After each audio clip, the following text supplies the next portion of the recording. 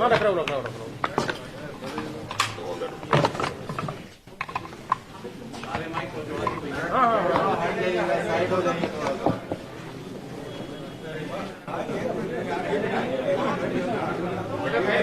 शुरू करें। सभी मीडिया के लोगों का बेहद शुक्रिया कि आप अपना कीमती वक्त निकाल कर आज के इस प्रेस कॉन्फ्रेंस में शिरकत की। आपको ये बताना चाह रहा हूं कि आज हमारे साथ भागीदारी परिवर्तन मोर्चा के कन्वीनर जनाब बाबू सिंह कुशवाहा साहब और रामचरण कश्यप साहब भी हैं और डॉक्टर अयूब साहब हैं जो पीस पार्टी के अध्यक्ष हैं, सदर हैं।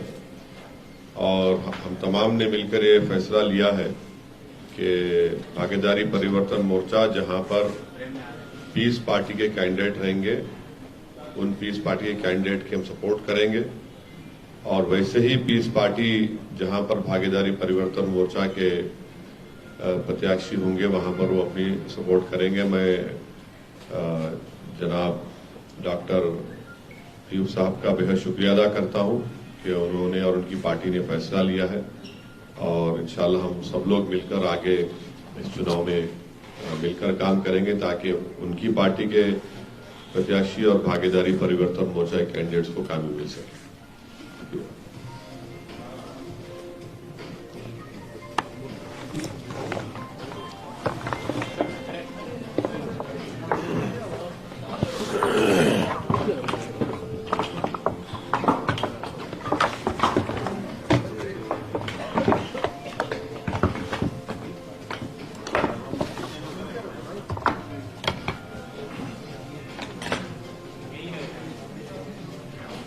सभी बंधुओं का खैर मकदम और स्वागत करता हूँ। मुझे आज खुशी है कि हम सभी ने आपस में सहयोग करके एक मजबूत विकल्प देने की कोशिश की है और ये कुछ फैसला लिया है कि भागीदारी मोर्चा के जहां प्रत्याशी होंगे, हमारे प्रत्याशी नहीं रहेंगे, वहां पीस पार्टी उनका समर्थन करेगी और जहां पीस पार्टी के प्रत्याशी होंगे वो भागीदारी मोर्चा उसमें समर्थन करेगी। ये हम सभी ने फैसला लिया है और मैं समझता हूं कि आने वाले 2022 के चुनाव में हम मजबूत विकल्प की तरह से उभरेंगे। जो भी अभी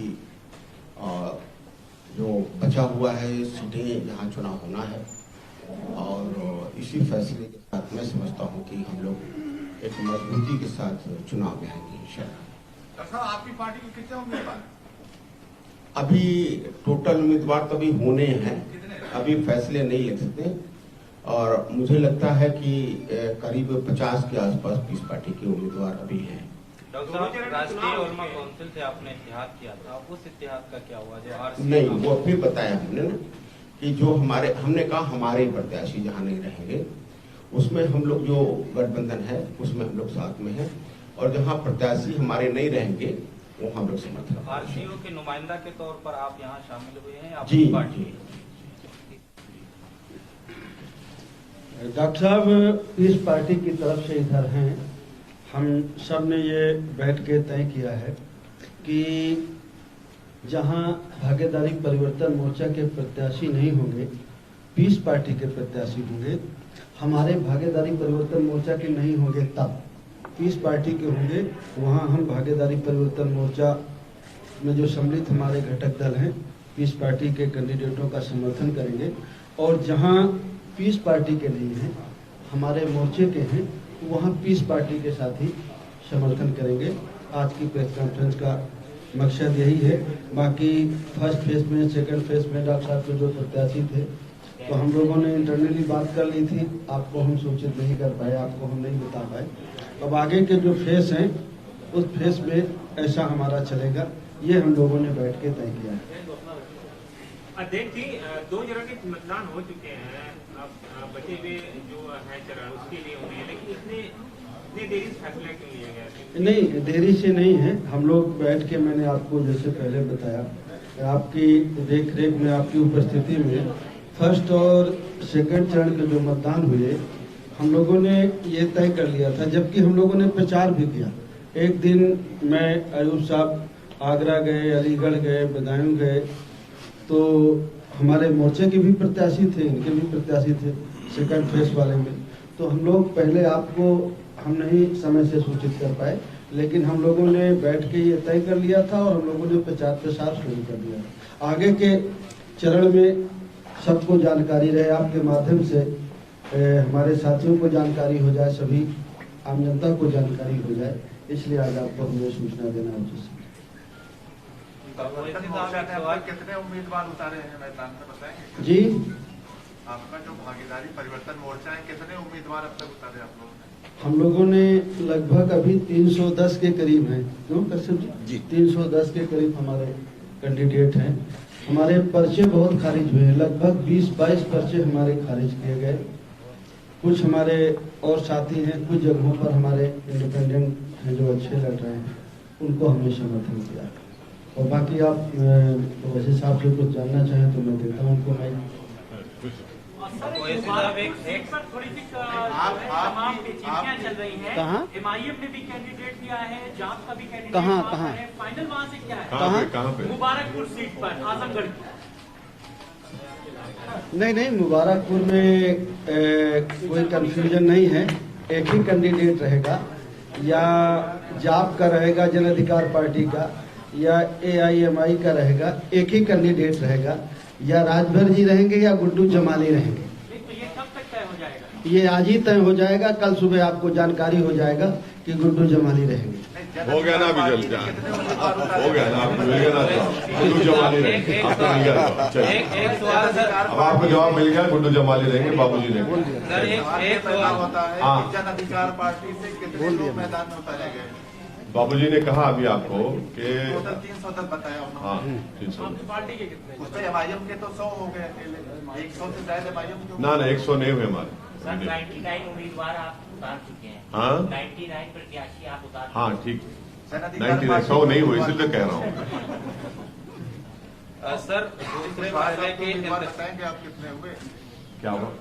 सर दूसरे मरहले के इंतखाबात पोलिंग हो चुकी है, ऐसे में आपका बयान आता है कि हिजाब वाली इंशाल्लाह प्राइम मिनिस्टर बनेगी। आपको नहीं लगता कि एक खास कम्युनिटी को मुत्तहिद कर रहा है इस तरीके की बयान? और प्राइम मिनिस्टर जाहिर है कि उत्तर पूरे इंडिया में आपकी बात सही है। आप मैं तारीफ करता हूँ आपके सवाल की। हम ही मुत्तहिद किए थे 2019 में, हम ही मुत्तहिद किए 2017 में, हम ही मुत्तहिद किए 2014 में। हर जगह हम ही मुत्तहिद किए, दूसरा कोई नहीं करता। ओवैसी साहब, चरणजीत सिंह चन्नी से यूपी के लोगों के लिए बहुत अपमानजनक तरीके से मैं इनका स्टेटमेंट सुना हूं। एक प्रदेश के मुख्यमंत्री को दूसरे प्रदेश के लोगों के बारे में इतना डिरोगेटरी तरीके से बात करना बिल्कुल गलत है। वो एक संवैधानिक पोस्ट पर है, उनको जेब नहीं देता, और जिस ओहदे पर है उसका इकबाल रखना चाहिए। तो उन्होंने जिस तरह से ये बात कही है, मैं उसको नहीं मानता, मैं उसको कंडेम करता हूं, और बिल्कुल गलत कहा उन्होंने। असद साहब, आज महबूबा मुफ्ती साहिबा भी बोली हैं हिजाब के मुद्दे पे। उन्होंने कहा कि बीजेपी इस पर नहीं रुकेगी, मुस्लिम्स के जितने सिंबल्स हैं उन पर एक के बाद एक अटैक किया जाएगा। तो महबूबा मुफ्ती से पूछिए, मुझसे क्यों पूछ रहे हैं? नहीं, आपकी राय जानना चाह रहे हैं। नहीं, उनसे पूछिए ना। वो बीजेपी के साथ ही थी। वो बीजेपी को लेकर आई कश्मीर में। बीजेपी का आदमी उनका डिप्टी सीएम था, और बीजेपी उनके साथ ये कहा कि 370 को हम नहीं करेंगे, तो सब साथ मिलके थे। वो खुद बताएंगे, वो बेहतर जानती है बीजेपी को मुझसे ज्यादा। ओवैसी साहब, इस भागीदारी परिवर्तन मोर्चा में वामन मेहराम साथ भी होते थे, वो नहीं है, क्या वजह रही कि आपका गठबंधन उनसे टूट गया, वो मोर्चे में अब नहीं? हाँ, नहीं हमारे साथ हो, अफसोस की बात है, मगर ज्यादा डिटेल वही आपको जब मिलेंगे बता पाएंगे इंशाल्लाह। जी, मुख्यमंत्री जी लगातार एक शब्द का इस्तेमाल कर रहे हैं, गर्मी का। कह रहे हैं जो हमारा विपक्ष है, ज्यादा अगर होगा तो हम गर्मी निकाल देंगे, जून में भी हम गर्मी निकाल देंगे। हाँ, वो मौसम वैज्ञानिक एक्सपर्ट है, तो मुझे यकीन है कि वो माने पूरे विश्व में अगर क्लाइमेट चेंज हो रहा है, तो मैं तो अपील करूंगा कि आइंदा जब वर्ल्ड क्लाइमेट कॉन्फ्रेंस होगी, तो मुख्यमंत्री को वहां पर बुलाया जाए, वो बताएंगे, देश को, पूरी दुनिया को ज्ञान देंगे कि क्लाइमेट चेंज क्यों हो रहा है, फॉसिल फ्यूल से हो रहा है या जबान से हो रहा है, वो बता देंगे। सर एक सवाल ये है कि अभी योगी जी ने बयान दिया है कि सर आप वोट अपने जनताओं को सिर्फ वोट सोच समझ के करें, कहीं ये बंगाल और कश्मीर न बन जाए, उस पर क्या रिएक्शन? ये अजीब मुख्यमंत्री है, उसको अपने प्रदेश से मोहब्बत नहीं है, बंगाल कश्मीर की बात करते हैं। तो उनको अपने प्रदेश से मोहब्बत होनी चाहिए ना, उनको दिमाग में ये क्यों आता है, हमको नहीं मालूम। सर उत्तराखंड के वजीर आला ने ये बयान दिया था कि अगर हुकूमत रिपीट होती है तो कॉमन सिविल कोड का निफाज किया जाएगा। अरे उनके इलेक्शन मैनिफेस्टो को हम पढ़ा, उसमें जिक्र ही नहीं है। लेकिन उन्होंने देखिए, पार्टी का इलेक्शन मैनिफेस्टो जिक्र नहीं है, और आखिरी दिन उन्होंने बात कही है, बिल्कुल आखिरी दिन उन्होंने कही है। तो वो अब बोखलाहट में बोल जाते हैं, जमीन खिसक रही है ना। और पहले चरण में मतदान प्रतिशत देखा गया कम है, दूसरे चरण में देखा गया क्या तो ये क्या जनता का गुस्सा है जो इतना कम हो रहा है, या कुछ लोग बता रहे हैं कि पॉजिटिव वेव में कि ये लोगों का उत्साह है कि जो लोग वोट बढ़ चढ़ के दे रहे हैं, वोट प्रतिशत बहुत कम आ रहा है 2017 के चुनाव, पहला चरण और दूसरा चरण? नहीं तो वोट परसेंट तो ठीक ही पड़ा है, पहले फेज में मुझे लगता है 3-4% कम हुआ, और सेकंड फेज में भी कम हुआ। तो ये तो नाराजगी है कि उत्साह है? देखिए, ये तो मैं मानूंगा ये हम पॉलिटिकल पार्टियों की भी कुछ कमी है, और जो इलेक्शन कमीशन है उसकी भी कमी है, कि जो हमें प्रचार प्रसार करना चाहिए, जो लोगों को हमें जागरूक करना चाहिए, वो हम नहीं कर सके, और कुछ उदासीनता भी लोगों की हो सकती है पॉलिटिकल सिस्टम से, क्योंकि जो गवर्नमेंट थी, खास करके जिस एरिया में चुनाव हो रहे थे, किसानों का बड़े पैमाने पर विरोध था, गवर्नमेंट के खिलाफ थे, तो वो भी एक रीजन हो सकता है। वैसे जी पहले दोनों फेज के बाद समाजवादी पार्टी कॉन्फिडेंस में है, उनका कहना है कि मुस्लिम का जितना भी वोट है 100% उनके खाते में गया, समाजवादी पार्टी। अच्छा, दूसरे समाज का नहीं गया? दूसरे समाज का नहीं गया?